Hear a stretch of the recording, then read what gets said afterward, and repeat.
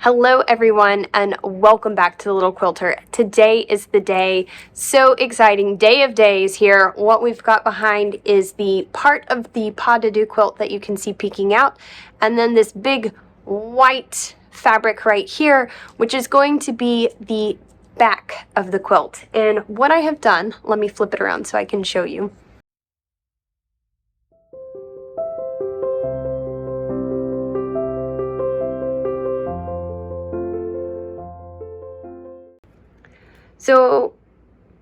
So what I have done in order to measure this out is I've laid initially this fabric out right side up and then laid the quilt down so I could see how much space I would have from the top as well as from the bottom, and then also the side. So I've made a really weird quilt sandwich. I'm sorry, I'm having trouble getting the edge here.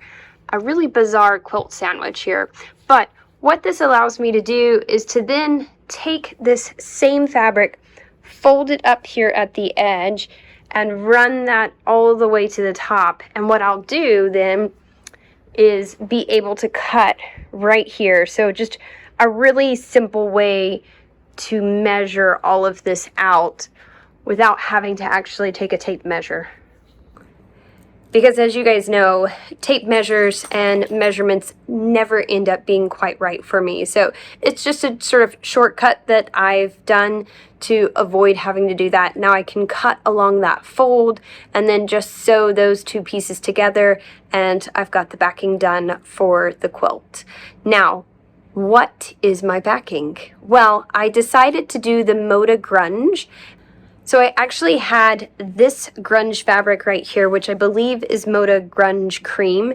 And I originally was like, oh, perfect, I have it. And it wasn't enough fabric. So then I couldn't remember what fabric it was and what color. And of course, when you look online, they never look the same, as well as there's always the anxiety of, am I going to find it?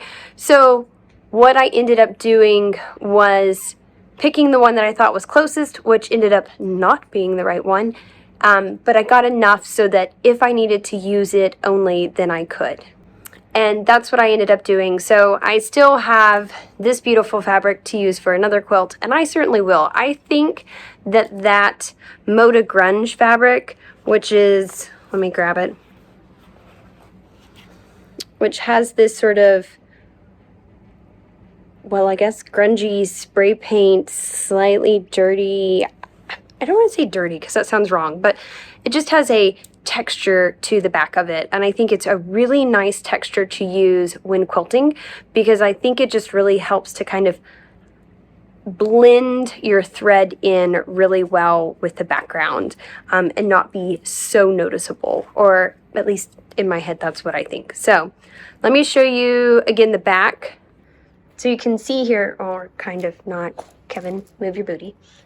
You can see this was the cream, and it's a lot lighter than, and even the back of this. But this is my part here. And I feel like it's a little more gold than it is, which actually for part of this quilt, I think is even better. And I think it's going to work better too, because I'm thinking of using a yellow thread. I think that will work the best for this quilt. With so many different colors, I think a light yellow will blend really nicely. So it actually will probably work even better for the back of this quilt.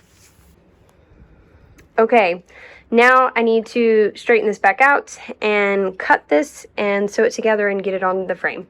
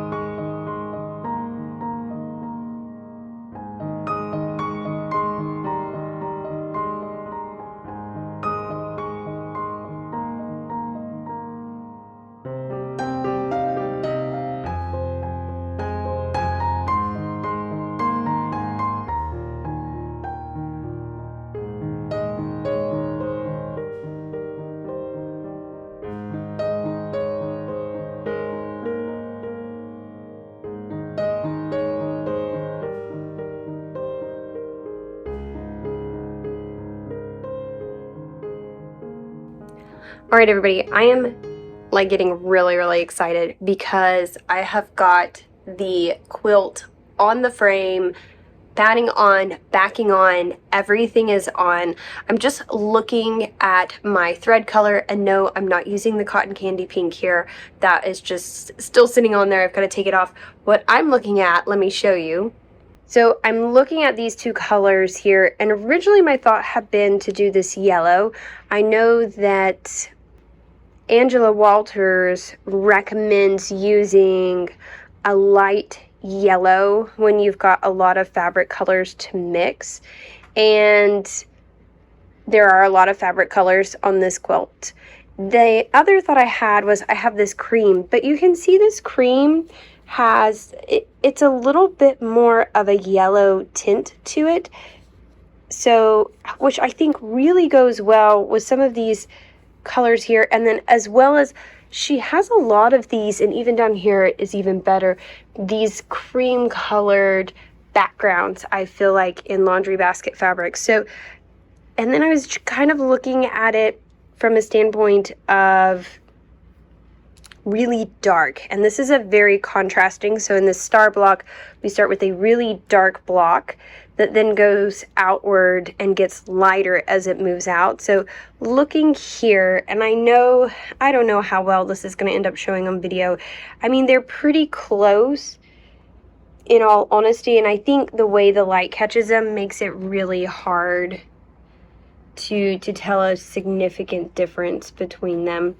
But what you'll have to trust me with is that the yellow really pops in that sort of yellow gold tone, whereas this cream colored, I just feel like it meshes a little more.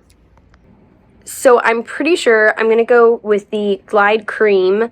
I think that color is 20001, and I think the Glide Cream is going to work really well.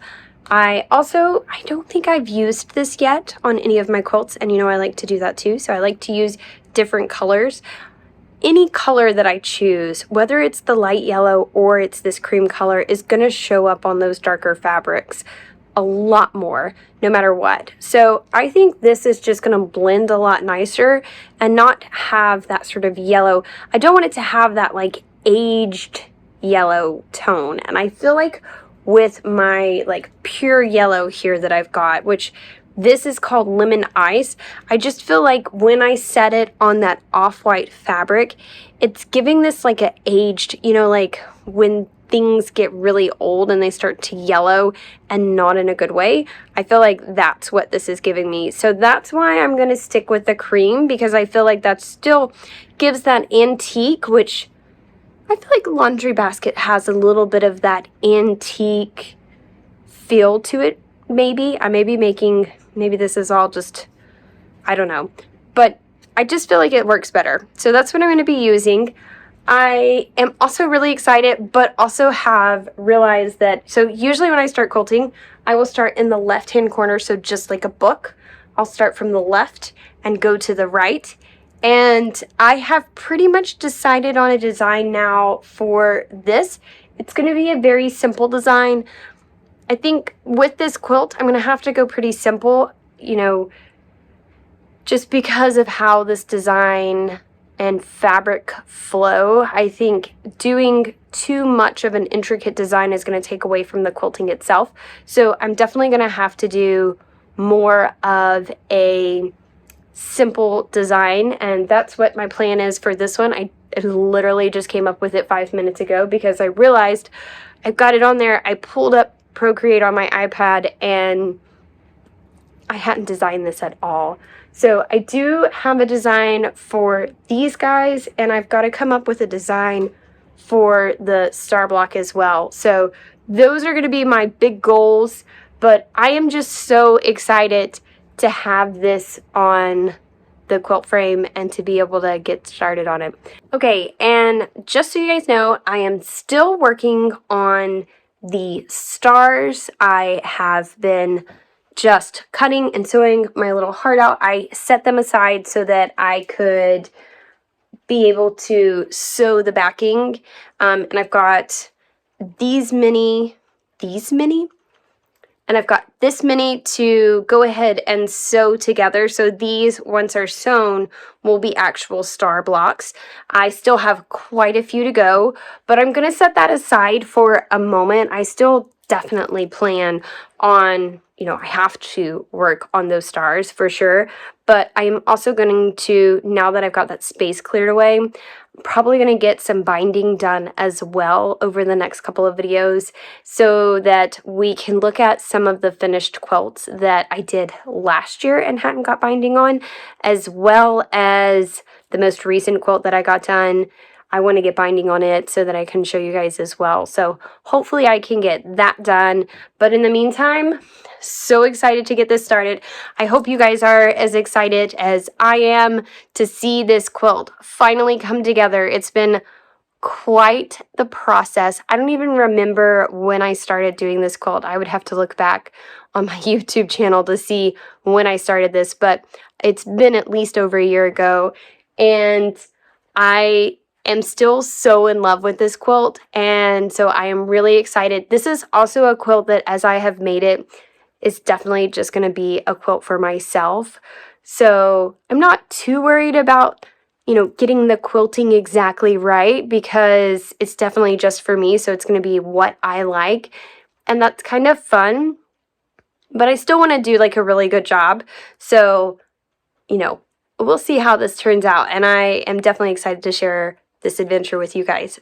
So, as always, if you guys want to see me piecing this quilt slowly together over the past year or so, check out those videos if you haven't seen them already. This is the Pas De Deux Quilt by Rachel Hauser that I pieced together with laundry basket fabrics, and I will definitely link it down below. And then I've got videos where I kind of went through my process of putting this together and picking fabrics and everything. And I'm just so excited to finally get to quilt it and put that final touch onto this quilt. So, as always, I hope that you guys have enjoyed this video. I look forward to seeing you next time, and have a great day.